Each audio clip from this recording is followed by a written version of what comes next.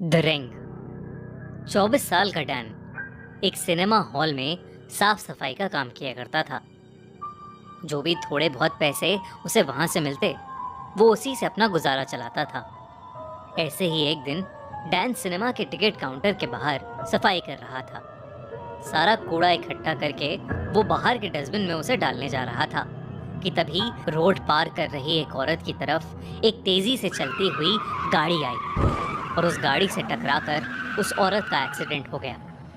वो गाड़ी वाला तो वहां से भाग गया, पर उस औरत की जख्मी बॉडी वहीं रोड पर गिरी हुई थी। डैन भागता हुआ उस औरत के पास गया, पर उस औरत की हालत देखकर ये साफ पता चल रहा था कि उसकी मौत हो चुकी है।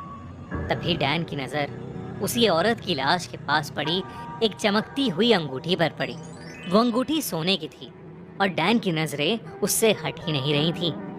उस सोने की अंगूठी को बेचकर मिले पैसों से डैन अपनी जिंदगी संवार सकता था और इसलिए उसने बिना कुछ सोचे बस उस अंगूठी को उठाकर अपनी जेब में डाल लिया और वहां से निकल गया।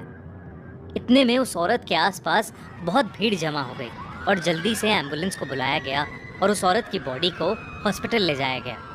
इतना भयानक एक्सीडेंट होने के बाद पुलिस ने सिनेमा के सामने वाली रोड को बंद कर दिया, क्योंकि अब सिनेमा देखने कोई नहीं आ सकता था। तो उस दिन के सभी शोज कैंसिल कर दिए गए। सिनेमा के सुपरवाइजर ने डैन को मूवी थिएटर की सफाई करके घर जाने को कहा। डैन ने अपना मन बना लिया था कि वो जल्द से जल्द हॉल्स की सफाई करेगा और फिर उस अंगूठी को बेचने चला जाएगा, और इसी के चलते वो अपना काम करने लग गया। मूवी थिएटर की लॉबी साफ करते हुए डैन एक पानी से भरी बाल्टी लेकर आया। कुछ देर तक सफाई करने के बाद उसने देखा कि वो जहां जहां पर भी पोछा यूज कर रहा था, वो जगह लाल होती जा रही थी। लाल जमीन को देखकर डैन के होश उड़ गए। तभी उसने पानी की बाल्टी पर नजर डाली तो उसका पूरा पानी खून जैसा लाल हो चुका था। घबराहट के मारे डैन के हाथ से वो बाल्टी छूट गई और उस बाल्टी का सारा पानी नीचे बिखर गया। लॉबी का पूरा फ्लोर लाल पड़ गया था।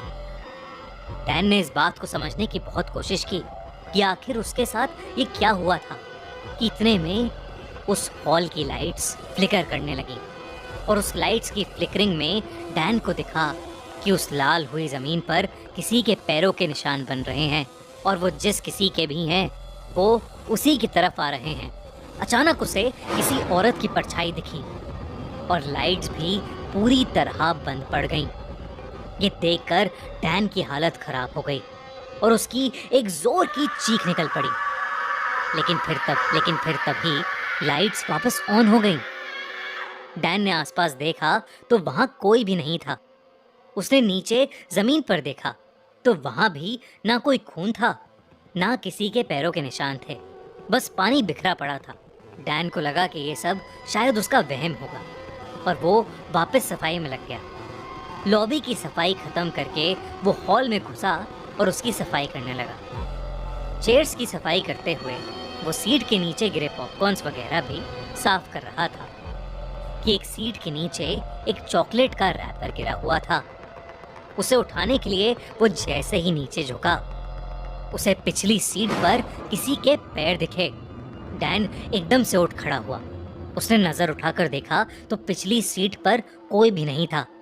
डैन ने फिर से नीचे झुककर देखा तो पिछली सीट पर अब किसी के पैर नहीं थे।